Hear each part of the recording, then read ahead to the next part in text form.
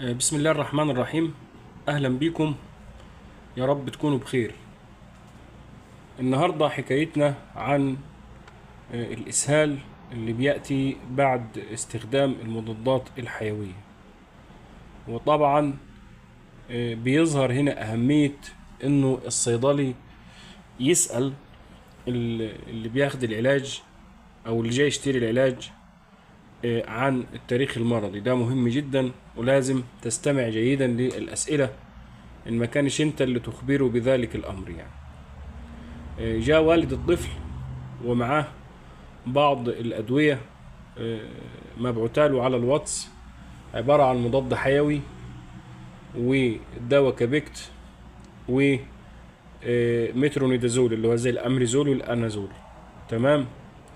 وبيحكي لي بيقول لي الطفل كان عنده إسهال وبعض أو مستمر الإسهال فبعض توجيه الأسئلة اكتشفت إن الأدوية دي جاية من طبيب آخر أو من حد آخر غير اللي هو الطبيب اللي كان تابع حالة الطفل.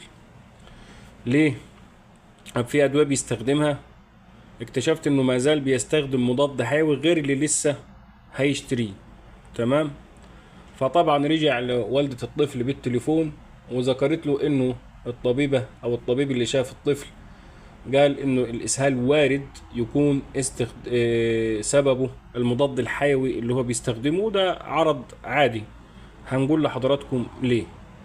تمام. فالمهم في الموضوع أو المهم في القصة إنه الوصفة الجديدة أو الأدوية الموصوفة الجديدة كانت تحتوي أيضا على مضاد حيوي، وده طبعا مش تعقيبا على الطبيب الثاني ولا تعديل عليه، ولكن ممكن يكون المعلومات اللي وصلها المريض للطبيب خطأ طبعا.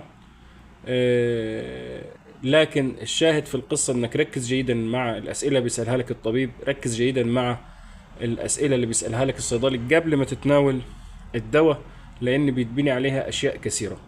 فالطفل كان بيستخدم نوع من انواع المضادات الحيوية لانه كان عنده برد، وبعد كده ظهر اعراض الاسهال. الاعراض الاسهال بتظهر لما يكون في استخدام للمضاد الحيوي، لان المضاد الحيوي بيقتل البكتيريا النافعة، وبتطلع باختصار كده البكتيريا الضارة اللي هي الانيروبيك بكتيريا اللي بتتغذى على